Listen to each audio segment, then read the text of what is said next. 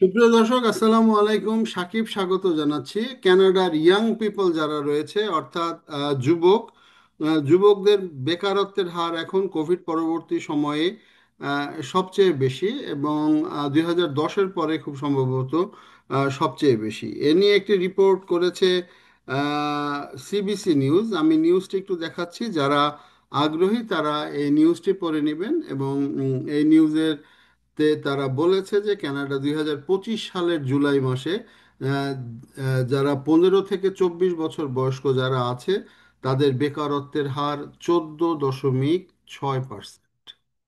14.6%। এবং যারা high school শিক্ষার্থী, অর্থাৎ 12 ক্লাসের আহ, পর্যন্ত যারা পড়ছে, 12 ক্লাসের শিক্ষার্থী, তাদের বেকারত্বের হার 31.4%। 31.4%। এবং ন্যাশনাল বেকারত্বের হার আপনারা জানেন যে 6.9। এই যে নিউজটি দেখালাম, নিউজটি পড়ে নেবেন। এই নিউজটি নিয়ে একটু সংক্ষেপে কথা বলি। যদি আমার ভিডিওটি ভালো লাগে তাহলে একটু এনগেজমেন্ট বাড়াবেন, লাইক কমেন্টস করতে পারেন, সাবস্ক্রাইব করতে পারেন, চ্যানেলটি বা ফলো দিতে পারেন, এবং পাশেই থাকবেন।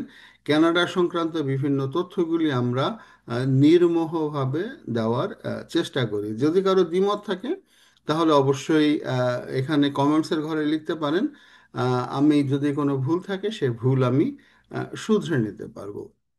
তো যেটা হচ্ছে যে কানাডাতে ইয়াং পিপল, আপনারা জানেন যে বাংলাদেশের মতো না। বাংলাদেশে যেমন হয় কি যে 27-28 বছর পর্যন্ত বা 26-27 বছর পর্যন্ত মানুষ প্রথমে মাস্টার্স করে।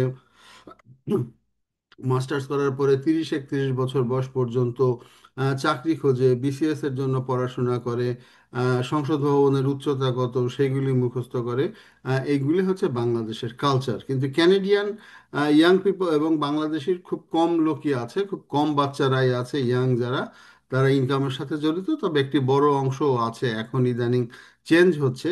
কেউ কেউ টিউশনি করায়, কেউ টুকটাক ব্যবসা করে। কিন্তু কানাডার ক্ষেত্রে সিনারিওটা টোটালি ডিফারেন্ট। কানাডায় কোনো কোনো প্রভিন্স টু প্রভিন্স ভ্যারি করে। মানুষ 14 থেকে 15, 15.5 বছরের মধ্যেই কিন্তু মানুষ কাজে চলে যায়, বাচ্চারা কাজ করে। তো বাচ্চারা যে কাজগুলি করে সেগুলি হচ্ছে যে কিছু কিছু খুব সম্ভবত 16.5, আমি আবারও বলি, প্রভিন্স টু প্রভিন্স ভ্যারি করে। এবং পিতামাতার একটি সম্মতিপত্র নিয়ে তারা চাকরি করতে পারে। এই চাকরিগুলি তারা বেসিক্যালি করে কোনো রেস্টুরেন্টে করে, কোনো স্টোরে করে। এই সমস্ত জায়গায় তারা চাকরিগুলি করে থাকে। কিন্তু অত্যন্ত দুঃখের বিষয় হচ্ছে যে এই বছর, এই 2025 সালের সামারের 2 মাস তারা কাজ করে। সামারের 2 মাসে একেবারে 14 থেকে 24 বছর বয়স্ক যারা বিশেষ করে কলেজ ইউনিভার্সিটিতে পড়ে, তারা তাদের 14.6 ভাগই কোনো চাকরি খুঁজে পায়নি। এবং অনেকেই গ্রেড 10, 11, 12 থেকে কাজ শুরু করে। এবং যারা হাই স্কুলে পড়ে, সেই হাই স্কুলে তাদের মধ্যে 31.4 ভাগ এই সামারে কোনো চাকরি করেনি। তারা ঘরে বসে আছে, বেসমেন্টে থাকে, বাবা মার সাথে থাকে, অথবা ঘোরাঘুরি করে। তো এই আসলে কেন এটা, যে প্রথমেই যে অবশ্যই চাকরির বাজার সংকুচিত হয়ে গিয়েছে। এটা ডেফিনেটলি কানাডায় চাকরির বাজার এখন সংকুচিত হয়ে গিয়েছে। এবং অনেক কিছুই বন্ধ হয়ে যাচ্ছে বিভিন্ন আমেরিকার এই পলিসির কারণে। এবং যেটা হচ্ছে যে তীব্র প্রতিযোগিতা, অর্থাৎ বিভিন্ন অনেক ইন্টারন্যাশনাল স্টুডেন্ট আছে, সেই ইন্টারন্যাশনাল স্টুডেন্টদের সাথে তাদের প্রতিযোগিতা করতে হয়। এবং মাফ করবেন, এবং এই প্রতিযোগিতার ফলে তারা কিন্তু চাকরি পাচ্ছে না। তাছাড়া এআই চলে এসছে। আপনারা জানেন যে এখন অনেক কিছুই এআই জেনারেটেড হয়ে গিয়েছে। অনেক মেশিন চলে এসছে। এখন ক্লিনিংয়ের কাজগুলি নেই বললেই চলে। ক্লিনিংয়ের কাজগুলি এখন আহ, আহ, সম্পূর্ণ রোবট দিয়ে বিভিন্ন জায়গাতে কিন্তু করা হয়। তারপরে আপনি বিভিন্ন কল সেন্টারে কাজগুলি যেগুলি বাচ্চারা করে, সেগুলিও এখন এআই দিয়ে করা হয়। তারপরে খাবার রেস্টুরেন্টগুলিতে, বা আপনি যদি ইসেরগুলি রেস্টুরেন্টের যে অর্ডারগুলি, সে অর্ডারগুলি এখন সেলফে অর্ডার নেওয়া হয়। অর্ডার নেওয়ার জন্য আর কোনো মানুষের কিন্তু প্রয়োজন হচ্ছে না। স্টোরগুলিতে সেলফ চেক আউট চলে এসছে, অর্থাৎ মানুষ তাদের নিজের মতো করে, তাদের মতো করে তারা করতে পারে, অর্থাৎ বিল দিয়ে চলে আসতে পারে।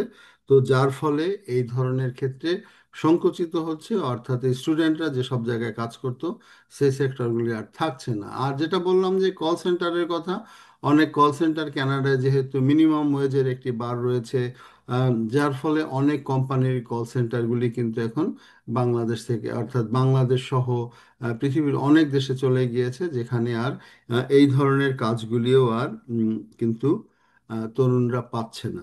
তো সরকারের আসলে এই বিষয়গুলো নিয়ে ভেবে দেখা উচিত, কারণ যেটা হচ্ছে যে এই ধরনের পরিস্থিতি যদি চলতে থাকে, এই ইয়াং জেনারেশন যারা হয়তো তাদের মূল পেশায় ঢোকার আগেই কানাডাতে 8 10 12 বছর কাজ করে, তারা কিন্তু কাজ পাচ্ছে না, এবং এই 31.4% কাজ না পাওয়া কিন্তু ইকোনমির জন্য একটি ক্ষতিকর, এবং তারা অনেক ক্ষেত্রে কিন্তু তাদের পরিবারের জন্য একটি বার্ডেন হয়ে দাঁড়ায়। তো আমি আমার পরিচিত অনেককেই দেখেছি যাদের বাচ্চারা আছে, তারা এই সামারে চাকরি খুঁজে পায়নি।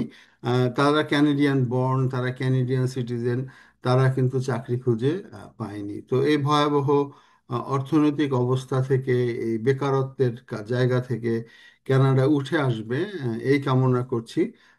এবং সেই ইয়াংদের প্রতি আবারও শুভকামনা। আশা করছি আগামীতে তারা একটি চাকরি খুঁজে পাবে। তো দর্শক, ধন্যবাদ এতক্ষণ সঙ্গে থাকার জন্য।